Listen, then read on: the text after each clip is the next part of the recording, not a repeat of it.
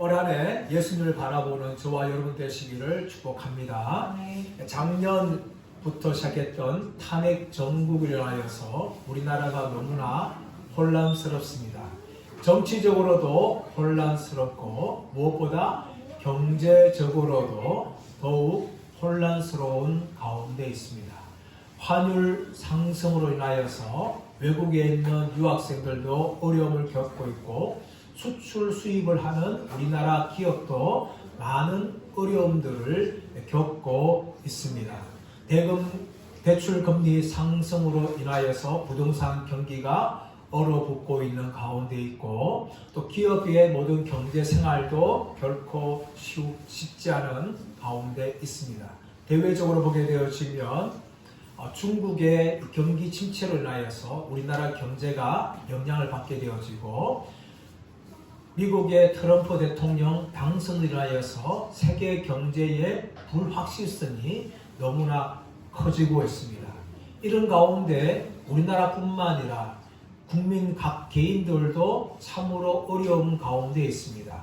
청년들은 취업의 어려움들을 가지고 있고 자영업자들은 이제 폐업을 하고 있는 사람들이 늘어나고 있습니다. 장년들은 실직의 위기를 겪고 있고 노년들은 노인 빈곤과 질병의 위기를 겪고 있습니다. 우리나라 살아가고 있는 국민들 저마다 많은 어려움들 가운데 올해를 살아갈 수밖에 없습니다. 이것은 예수 믿는 우리들도 결코 예외가 아니며 우리 예신교회 성도들도 결코 예외가 아닙니다. 우리의 올해 한해 삶이 결코 만만치 않고 어려울 것입니다. 그래서 우리는 그것들을 생각만 하게 되어지면 마음에 걱정과 염려가 우리를 가득하게 채웁니다. 이럴 때 우리가 어떻게 올 한해 믿음으로 살아갈 수 있는가? 그것은 바로 예수님을 바라보는 것입니다. 예수님을 바라볼 때에 우리는 믿음으로 살아갈 수가 있는 것입니다. 우리뿐만 아니라 지금까지 믿음의 삶을 살아왔던 모든 성도들도 모두가 다 예수님을 바라볼 때에 믿음으로 승리할 수가 있었다는 것을 우리가 알 수가 있습니다. 오늘 성경 말씀은 히브리서 12장 1절에서 3절 말씀입니다. 히브리서는 사실 누가 썼는지 정확한 기자에 대해서 알 수가 없습니다. 또 이 히브리서의 기록 대상은 누군지에 대해서도 정확하지 않습니다. 다만 추측하기는 로마 제국 내에 있는 유대인 그리스도인들을 향하여 썼을 것이다. 이렇게 많은 학자들은 평가를 하고 있습니다. 그렇다면 왜 로마 제국 내에 있는 유대인 그리스도인을 위하여서 이 히브리서가 기록되었을까요? 그 이유는 무엇인가 하면 로마 제국 내에 있는 유대인 그리스도인들은 많은 핍박과 박해와 신앙의 어려움 가운데 있었다는 것입니다. 먼저 기독교는 로마 제국 내에서 아직까지 정통 종교로 인정받지 못하였습니다. 유대교는 로마에서부터 정통 종교로 인정받았지만 기독교는 아직까지 로마 제국 내에서 정통 종교로 인정받지 못하여서 로마 제국으로부터 수많은 핍박과 박해를 받아야 했었습니다. 미치광이 왕이었던 네로 황제는 로마의 대화제의 책임을 그리스도인들에게 돌려서 그리스도인들을 핍박하고 죽였습니다. 이렇게 첫 번째로는 로마 제국으로부터 수많은 핍박을 받았습니다. 두 번째는 같은 유대인 동족이지만 유대교를 믿는 사람들로부터 핍박을 받았어요. 유대교는 기독교 신자들을 너무나 싫어하였습니다. 그래서 같은 유대인들 향하여서 핍박과 박해를 가하였습니다. 세 번째로 이 유대인 그리스도인들 같은 경우는 이제 교회 안에 수많은 이방인들이 다시 말하면 유대인들이 아닌 그리스도인들이 생겨나면서 자신들이 가지고 있던 유대교 전통들이 하나씩 사라지는 걸 보면서 마음에 상실감을 가지고 있었어요. 이런 여러 가지 이유들로 인하여서 유대인 그리스도인들은 자신들이 믿고 있던 기독교의 신앙을 버리고 다시금 유대교로 돌아가고자 했습니다. 유대교로 돌아가면 더 이상 핍박도 박해도 받지 않고 같은 동족인 유대인들끼리만 신앙생활하기 때문에 우리는 괜찮다 하면서 유대교로 돌아가고 싶은 마음이 계속해서 일어났고 또 어떤 사람들은 유대교로 돌아갔습니다. 그러면서 그들은 결코 배교한다는 생각을 전혀 하지 않았어요. 오늘날 기독교에서 가톨릭으로 돌아가는 사람들이 배교한다는 생각을 가지 않던 것처럼 그 당시에 유대인 그리스도인들은 자신이 믿고 있던 기독교 신앙을 버리고 유대교로 다시금 돌아가는 것에 대해서 결코 배교한다는 생각을 가지지 않았습니다. 이런 상황 가운데 있을 때에 히브리서가 기록되어졌어요. 너희를 괴롭히고 있는 수많은 어려움들과 핍박과 박해가 있지만 내가 믿고 있는 기독교 신앙을 버리지 않고 끝까지 믿음의 경주를 해야 할 것을 이야기하고 있습니다. 그것이 바로 오늘 본문에서 이야기하고 있는 거예요. 우리 1절 말씀 볼까요? 1절 말씀 보시면 이러므로 우리에게 구름같이 둘러싼 허다한 정인들이 있으니 모든 무거운 것과 얼매기 쉬운 죄를 벗어버리고 인내로서 우리 앞에 당한 경주를 하며 마지막 부분을 보시면 우리 앞에 당한 경주를 하며 우리 앞에 뭐가 있다고요? 경주가 있다는 거예요. 그 경주를 해야 한다는 겁니다. 이 경주는 100m 같은 단거리 경주가 아니라 마라톤과 같은 아주 긴 장기 레이스의 경주를 이야기합니다. 올림픽에 꽂힌 마라톤이 있어요. 이 마라톤은 고대 전쟁에서 유래하지 않습니까? 고대 페르시아의 다리우스 2세가 수많은 군대를 이끌고 그리스를 침략했어요. 침략할 때 그들은 배를 타고 이 그리스 땅에 마라톤 광야에 내려왔습니다. 그때 그리스 군대와 전쟁을 벌였는데 이 전쟁에서 그리스 군대가 크게 승리합니다. 이 소식을 로마의 그리스 병사 중에 있는 페이드 피데스라는 사람이 직접 달려서 마라톤 광야를 통과해서 아테네에 가서 소식을 전합니다. 기뻐하십시오. 우리가 승리했습니다. 아테네 시민들이요. 하면서 큰 소리를 외쳤는데 그 소리를 외치고 난 후에 그 자리에 엎드려서 그만 죽고 말았어요. 이것을 기념하여서 고대 그리스에서는 올림픽이 열릴 때마다 마라톤 경기를 하였습니다. 그것이 바로 마라톤의 유래입니다. 오늘 본문에 나오고 있는 이 경주가 바로 마라톤과 같은 경주라는 거예요. 이 경주를 하라고 이야기하는 것입니다. 너희 앞에 당한 경주를 하며 이것은 히브리서를 읽고 있는 대상인 유대인 그리스도를 향하여서 너희 앞에 당한 경주를 해야 된다 이렇게 말하지만 이런 경주를 이미 누가 했는가 하면 로마 제국에 있는 유대인 그리스도뿐만 아니라 이미 앞에 있는 믿음의 선배들도 다 했던 경주였습니다. 히브리서 11장 같은 경우에는 믿음의 영웅에 관한 장이라고 이야기합니다. 그 히브리서 11장에서 믿음으로 제사를 드렸던 아벨, 믿음으로 방주를 만들었던 노아, 믿음으로 가나안 땅에 들어갔던 아브라 이야기뿐만 아니라 수많은 믿음의 사람들에 관한 이야기가 히브리서 11장에 기록되어 있어요.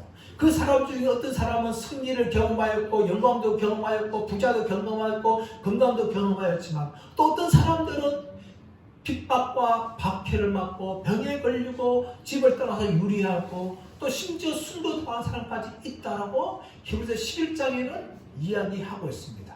그런 이 사람들의 공통점이 무엇입니까? 그들은 증거를 받았지만 아직까지 약속을 얻지 못한 가운데 있었지만 끝까지 자신들 앞에 놓여있는 믿음의 경주를 달렸다는 것입니다. 그 경주를 끝까지 달림을 통하여 그 경주를 완성한 사람들이 히브리서 12장 앞에 있는 히브리서 11장에 나오고 있는 믿음의 사람들에 관한 이야기입니다. 그러므로 이렇게 시작하는 거예요. 너희 앞에 수많은 믿음의 선배들이 있다. 그 사람들이 믿음의 경주를 하였으니까 너희들도 믿음의 경주를 해야 된다 라고 말하는 겁니다. 저와 여러분도 마찬가지입니다. 우리는 지금 우리 앞에 당하있는 믿음의 경주를 지금 하고 있어요. 우리가 죽을 때까지 이 믿음의 경주를 끝까지 달려가야 합니다. 그러나 여러분 우리만 지금 한 것이 아니라 이미 기독교가 이 땅에 들어오면부터 지금까지 130년이 흘러가고 있는데 그 130년 동안 수많은 그리스도인들이 이미 믿음의 경주를 했던 사람들이었어요. 우리나라 안에도 믿음의 선배들이 지금 우리 앞에 얼마나 많은지 모릅니다. 그런 사람들이 있는 거예요.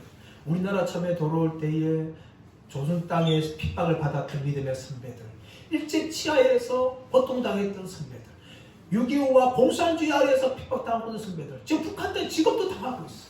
이렇게 믿음의 수많은 선배들이 있다는 거예요. 근데 이런 사람들이 뭡니까? 1절 말씀 보시면 우리에게 구름같이 둘러싼 허다한 증인들이 있으니, 이런 사람들이 엄청나게 많다는 겁니다. 그 많은 숫자가 뭡니까? 허다한 숫자라는 거예요. 허다한 숫자는 엄청나게 많은 사람들이 있다는 것을 이야기합니다. 그리고 더 나아가서 이 사람들은 증인들이에요. 증인들. 이 증인들이라는 단어에서 마르티스라는 단어인데, 이 단어에서 순교자라는 영어 단어인 마트가 나왔어요. 그러므로 그 당시에 증인이라는 사람들은 자신이 믿고 있는 것을 지키기 위해서 순교까지 당한 사람들을 이야기합니다. 이런 사람들은 정말 수많은 핍박을 받았지만 그래도 불구하고 자신의 신앙을 결코 버리지 않고 끝까지 믿음의 경주를 달려갔던 사람들이 바로 이런 사람들이에요. 근데 여러분, 이렇게 믿음의 경주를 하기 위해서, 이 경주를 하기 위해서 여러분 필요한 것이 무엇인가 하면 두 가지 필요합니다. 하나는 마라톤 경주하는데 필요한 것은 무엇인가 하면 육체적인 단련이에요. 육체적인 단련. 이 마라톤은요 결코 쉽지 않은 코스예요. 저도 마라톤 끝까지 달려본 적이 없습니다. 그래서 가끔씩 TV 보면은 뭐 20km 하프 마라톤이라든지 뭐 10km 단축 마라톤이라든지 나온 이유가 바로 끝까지 달려가기가 체력적으로 힘들다는 거예요. 마라톤 선수들도 마라톤 경주를 완주하기 위해서 훈련을 하는데 100m를 13초, 14초 달려식으로 42.195km를 달릴 수 있도록 훈련하는 겁니다. 그만큼 체력적인 이 강인함이 있어야 돼요. 그것뿐만 아니라 무엇이 필요한가 하면은 정신적인 강인함이 있어야 돼요. 체력만으로 끝까지 달려갈 수 없어요. 인간은 40km 되어지면 한계를 찾아온답니다. 그 한계를 극복하기 위해서는 정신적인 무장이 있어야 돼요. 이런 것들이 있어야지 마라톤 경주를 하게 되어지는데, 허다한 믿음의 정인들은 바로 믿음의 경주를 끝까지 달려가기 위해서 예수님만 바라보고 믿음의 경주를 끝까지 했다는 것을 말하고 있는 겁니다. 이렇게 이런 허다한 정의들이 뭡니까? 이제 경주의 출발점에 서고 여기 땅 하면서 나가야 될 사람들 향해서 둘러서가지고 응원을 하고 있는 거예요. 너희들은 잘할 수 있다, 끝까지 달려갈 수 있다, 힘을 내라 하면서 박수치며 환호한 것이 바로 이 허다한 정의들입니다. 이런 정의들이 바로 우리를 향하여 끝까지 믿음의 경주를 달려가야 한다라고 응원하고 환호하고 있는 겁니다. 이제 가끔씩 TV를 보게 되어지면 뭐 축구 경기라든지 농구 경기라든지 배구 경기를 보게 되어지면 홈팀의 경우에 더욱더 승리할 가능성이 많아지는 것을 볼 수 있습니다. 왜 그렇습니까? 홈팀의 경우에 수많은 관중들이 대부분 다 자기 홈팀 팬들을 응원해요. 그러다 보니까 원정 와서 하는 응원하는 사람들보다 더 많은 사람들이 소리 질러서 응원하게 되니까 힘을 얻게 되어지는 거죠. 그래서 홈팀의 선수들이 더욱더 힘을 내고 경기에서 이길 확률이 높아지는 겁니다. 마찬가지예요. 우리 믿음의 경주요, 우리 혼자 달려갈 때 이길 수 없는 거예요. 그러나 이미 우리보다 앞서서 믿음의 길을 걸어갔던 믿음의 선배들, 히브리서 11장에 나오고 있는 믿음의 선배들뿐만 아니라 우리나라에서 믿음의 선배들이 우리를 향하여서 응원하고 있는 거예요. 얘야, 힘을 내라, 끝까지 달려가야 된다 하면서 우리를 향하여서 지금도 응원하고 있다는 것을 여러분 잊지 마시기를 간절히 바랍니다. 두 번째, 이 믿음의 경주를 잘 달리기 위해서는 우리가 가지고 있는 무거운 것과 얼매기 쉬운 죄를 벗어야 돼요. 여러분, 장기 레이스 달리는 선수들이요, 유니폼에서 파카를 입더라든지 구두를, 운동화를 신는데 가벼운 운동화가 아니라 군인화를 신고 달린다면, 여러분 그 선수가 마라톤 끝까지 달려갈 수 있을까요? 못할 거예요. 왜냐하면 몸이 무거워지니까 중간에 포기할 수밖에 없어요. 그래서 무엇을 벗어버려야 되는가 하면 모든 무거운 짐을 벗어야 돼요. 자기가 짐을 크게 지고는 마라톤을 달려갈 수 없는 겁니다. 그 짐을 벗어야지만 몸이 가벼워지는 거예요. 오늘날 보십시오. 오늘날 운동선수들 보면 모든 것이 과학적으로 되어지는 것들이 있습니다. 운동화도 최첨단 기술이 동원되어져서 최대한 가볍게 달려갈 수 있는 운동화를 만들게 되어지고, 유니폼도 바람의 저항력을 없애는 그런 유니폼을 입게 되어지고, 수영 선수 같은 경우는 몸에 딱 붙어서 물의 저항을 최소화시키는 그런 수영복도 입습니다. 그만큼 몸을 가볍게 해야지만 끝까지 달려갈 수 있는 거예요. 마찬가지로 운동선수들이 자신의 몸을 가볍게 해서 모든 짐을 벗어버리는 것처럼 우리는 우리가 지고 있는 무거운 것을 버려버려야 돼요. 걱정과 염려와 불신앙 가지고 갈 수가 없는 것입니다. 그것을 버릴 때에만 믿음의 경주를 할 수가 있는 거예요. 또 하나는 뭡니까? 얼매기 쉬운 죄입니다. 얼매기 쉬운 죄. 이 얼매기 쉬운 죄라는 것은 무엇인가 하면 함정에 빠질 수 있게 하는 쉽게 하는 죄를 말하고 있습니다. 여러분 누구나 죄를 지금 살아가고 있는데 그 사람들마다 특별하게 약한 게 있어요. 어떤 사람은 돈에 약합니다. 어떤 사람은 정력에 약해요. 어떤 사람은 인기와 명예에 약합니다. 각자마다 자기가 약한 것이 있어요. 성경에 나온 사람들을 보십시오. 돈에 넘어진 사람들, 가룟 유다나 하만을 보십시오. 또 정욕에 넘어진 사람들, 다윗을 보십시오. 삼손을 보십시오. 불신앙에 넘어진 사람들, 아브라함을 보십시오. 이렇게 수많은 사람들이 믿음의 사람들이지만 그들도 자신들 나름대로 약점을 가지고 있었어요. 우리도 마찬가지입니다. 근데 그것을 계속해서 싸워서 이겨내지 못하고 버리지 않으면요, 우리는 믿음의 경기를 끝까지 달려갈 수 없는 거예요. 그 죄로 인해서 언젠가 또 넘어지고 우리가 믿음에 실패할 수밖에 없는 겁니다. 그래서 믿음의 경주를 잘하기 위해서는 우리 각자가 연약한 죄들, 쉽게 범할 수 있는 죄들을 벗어버려야 돼요.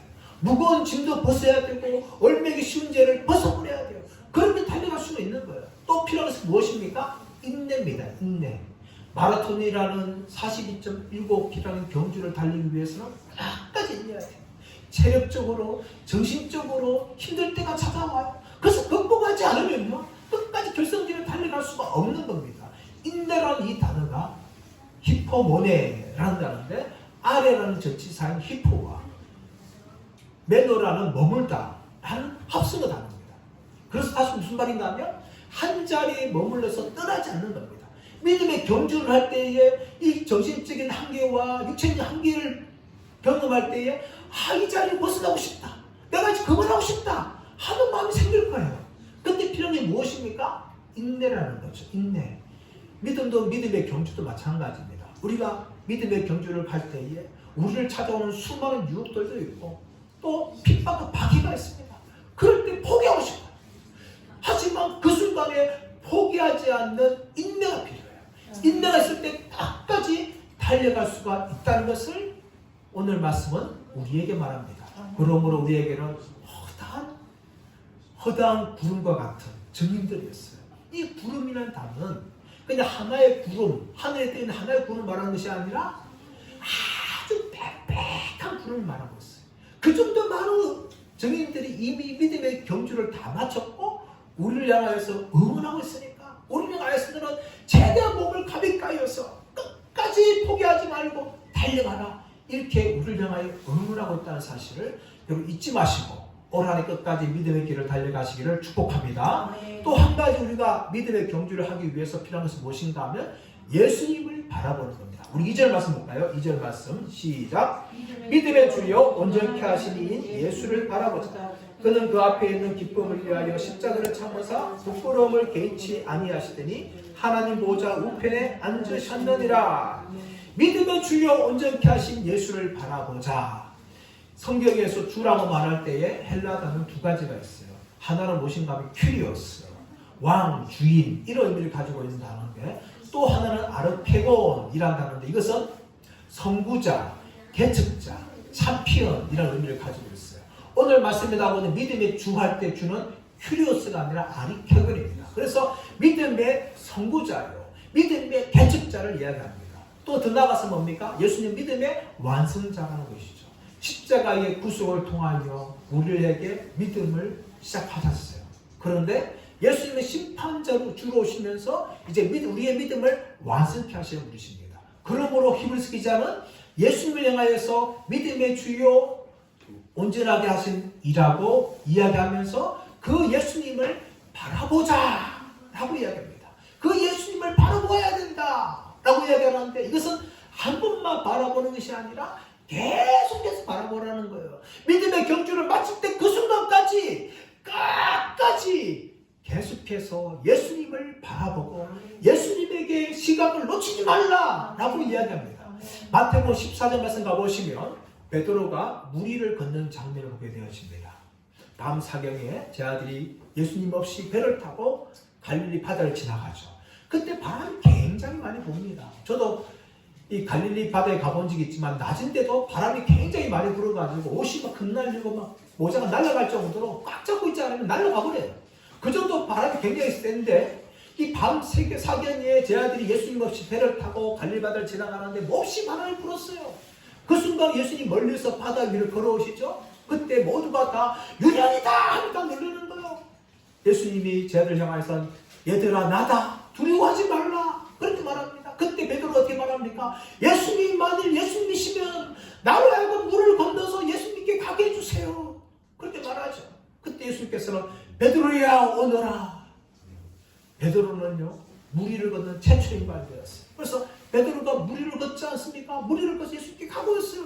근데 그 순간에 바람이 세차게 부니까 베드로가 그만 예수님을 바라보지 못하고 바람 소리를 바라보았어요. 어떻게 되었을까요? 그만 베드로는 물에 빠지고 말았습니다. 물에 빠져 예수님 나를 불쌍히 좀 구해주세요. 예수님이 베드로를 구해주면서 베드로야 왜 의심해야 되냐. 그렇게 예수님께서 베드로를 말합니다. 만약에 베드로가 예수님을 끝까지 바라보았다면 베드로는 예수님께 걸어서 갔을 겁니다. 하지만 예수님을 바라보는 시각을 놓쳐버리고 예수님을 그만 바라보는 걸 중단해버리고 그래서 베드로는 물에 빠지고 말았다는 거예요. 우리의 믿음의 경주도 마찬가지입니다. 믿음의 경주를 끝까지 달려가기 위해서는 우리는 한시도 예수님을 놓치지 말아야 됩니다. 우리가 살아가고 있는 환경과 우리가 살아가는 형편과 내가 처해 있는 처지를 바라보는 것이 아니라 예수님을 바라볼 때에 우리는 예수님 나와 함께 하시고 또 우리 가운데 놀라운 일을 행하시는 것을 경험하게 될 것입니다. 그런데 많은 분들이요 그렇지 못해요. 왜 그렇습니까? 이유는 단 한 가지예요. 예수님을 끝까지 바라봐야 되는데 우리가 처해 있는 상황과 환경을 바라보니까 우리 마음에 걱정과 염려가 생기고 불신앙이 생기고 그래서 우리가 푸념하고 믿음의 경주를 포기하게 되는 것입니다. 이렇게 되지 않기 위해서는 한 가지 해야 돼요. 그것은 무엇인가 하면 바로 예수님을 바라보는 거예요. 우리가 예수님을 바라보듯이 예수님도 바라보는 것이 있었습니다. 그래서 예수님은 십자가를 참으셨고 부끄러움을 개의치 아니하시고 하나님 보좌 우편에 앉으셨다는 겁니다. 예수님께서 십자가를 참으셨어요. 부끄러움을 개의치 않았습니다. 여러분 십자가는 고대에서 가장 처참한 사형 방법입니다. 사람이 죽을 때까지 고통당하게 하는 것이 십자가였어요. 그래서 로마 사람들은요, 로마 시민들이 어떤 큰 죄를 지었다 할지라도 십자가 못 박지 않았습니다. 그만큼 십자가는 고통스러운 사형이었습니다. 예수님께서는 그 십자가를 참으셨습니다. 십자가에 달리셨지만 끝까지 참으셨어요. 또한 부끄러움을 개의치 않았습니다. 그럼 십자가에 달리기 위해서는 채찍에 먼저 맞습니다. 엄청 고통스럽죠. 그런데 채찍에 맞은 그 죄인을 발가벗겨서 십자가에 달리는 거예요. 하나님의 아들이신 예수님께서요, 수많은 죄인들 앞에서 자신의 몸을 다 발가벗긴 채 그 십자가에 달린 거예요. 얼마나 부끄럽습니까? 하나님의 아들이신데 죄인 인간 앞에서 그 모든 수치를 다 보이셨어요. 그 오늘 말씀 보시면 부끄러움을 개의치 아니하셨다라고 이야기합니다. 이 개의치 않았다는 것이 좀 약한 번역이에요. 좀 더 정확한 번역하면 부끄러움을 무시했다, 부끄러움을 없애겠다 라는 것입니다. 하나님의 아들이신 예수님께서 신성 모독자로 그렇게 죽으시는데 예수님은 그 모든 수치와 부끄러움을 무시하면서 십자가에 끝까지 달려 죽으셨고 그로 인하여서 하나님 보좌 우편에 앉게 되었어요. 하나님 보좌 우편에 앉는다는 것은 무엇인가 하면 바로 우리의 모든 구속을 완성하시고 이전에 가지고 계셨던 하나님의 아들의 영광을 다시 취하는 것입니다. 그것이 바로 예수님께서 누리시는 궁극적인 영광인데 오늘 이절 말씀 보시면 그 기쁨을 위하여 우리의 모든 죄를 위하여서 죽으심으로 우리가 용서받을 수 있는 구원의 길을 완성하시고 그뿐만 아니라 부활하시고 승천하심을 통하여 하나님 보좌 우편에 앉아 계셔서 이전에 가지고 계셨던 하나님으로서의 영광을 다시 회복하는 그 기쁨을 바라보면서 예수님께서 바로 십자가를 참으셨고 부끄러움을 개의치 아니하셨다는 것입니다. 예수님께서도 십자가에 승리한 이유가 뭡니까? 바라보신 거예요. 무엇을 바라봤어요? 십자가의 죽음을 통하여 완성하실 그 영광과 그 기쁨을 예수님이 바라보셨기 때문에 예수님은 십자가도 참을 수 있었고 부끄러움도 무시할 수가 있었던 것입니다. 사랑하는 여러분, 저와 여러분과 마찬가지입니다. 예수 믿는 길 결코 쉽지 않습니다. 그래서 우리는 이 모든 것을 이겨내야 되는데, 이겨내기 위해서는 우리도 예수님을 바라봐야 돼요. 예수님을 바라볼 때에만 우리는 승리할 수가 있다는 것을 오늘 성경은 우리에게 말합니다. 자, 그렇다면 3절 말씀 볼까요? 3절 말씀. 너희가 피곤하여 낙심하지 않기 위하여 죄인들이 이같이 자기에게 거역한 일을 참으신 일을 생각하라. 자, 예수님을 우리가 바라볼 때 왜 바라보게 되는가 하면 우리에게 두 가지 어려움이 찾아온다는 겁니다. 바로 피곤과 낙심이 찾아온다는 거예요. 피곤과 낙심. 피곤이 뭡니까?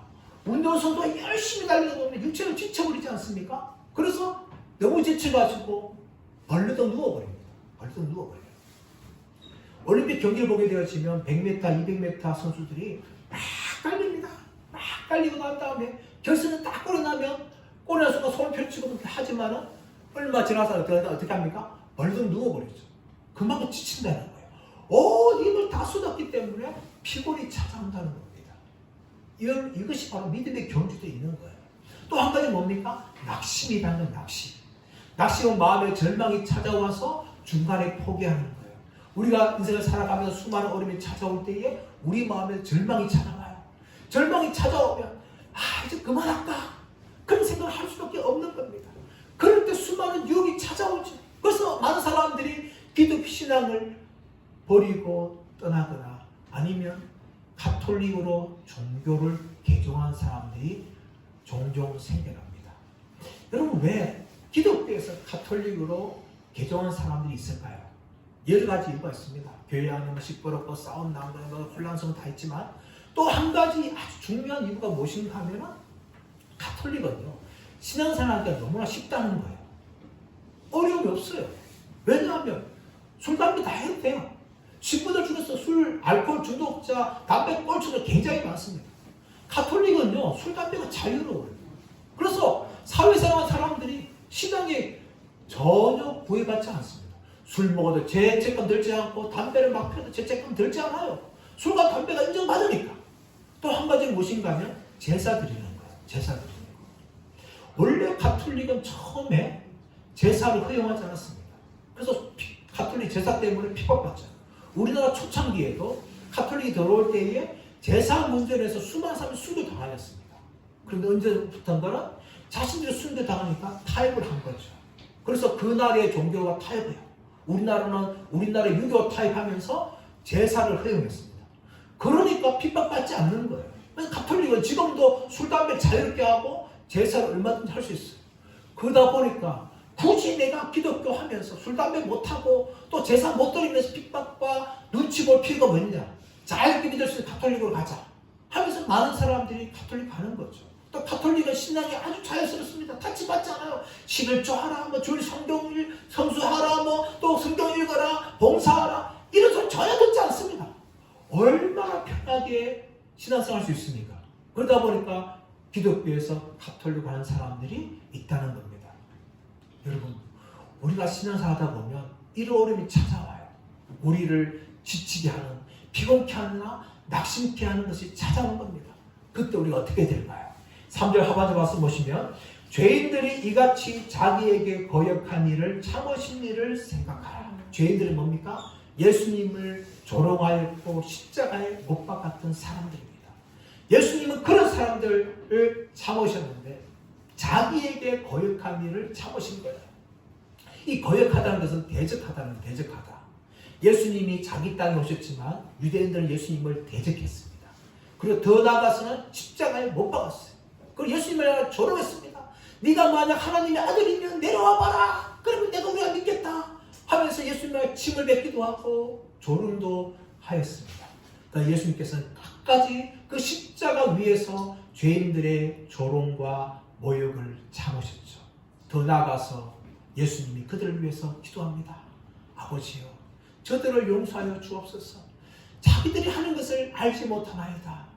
라고 이야기하면서 자신을 향하여서 조롱하고 십자가에 못 박아 죽였던 그 대적하는 자들 향하여서 예수님 끝까지 참으셨습니다.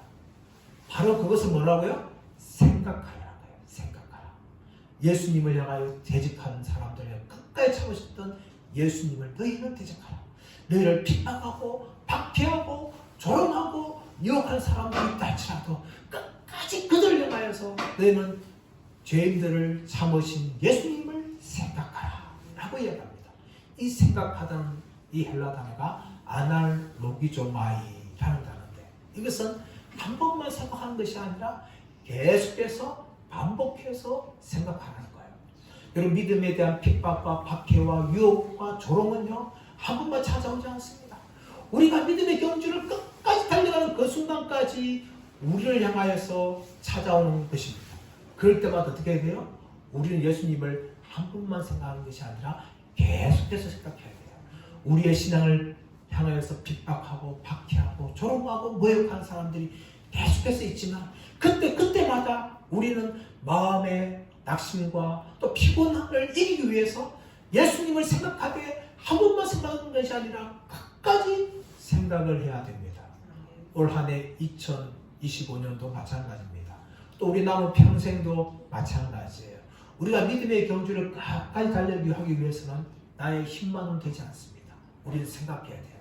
바로 예수님을 생각해야 됩니다. 또 누구를 생각해야 돼요? 이미 우리 앞에 믿음의 경주를 하였던 허다한 구름같이 둘러싼 증인들이 있다는 것을, 믿음의 승리들이 승리했다는 것을, 우리 앞에 그런 같은 사람들이 있다는 것을 생각해야 되고, 더 나아가서는 믿음의 주요 온전케 하시는 예수님을 우리는 바라보고, 그 예수님을 한 번만 바라보는 것이 아니라 계속해서 바라보고, 예수님을 생각하되 한 번만 생각하는 것이 아니라 계속해서 생각하시기 바랍니다. 그럴 때 우리는 믿음의 경주를 끝까지 달려가고 올 한해도 우리의 평생도 믿음의 경주에서 승리할 줄 믿습니다. 저를 모두가 다 허다한 증인들이 있음을 바라보며 예수님을 끝까지 바라보고 계속해서 생각하심을 통하여 믿음의 경주에 승리하시는 은혜가 있으시기를 예수의 이름으로 축원합니다.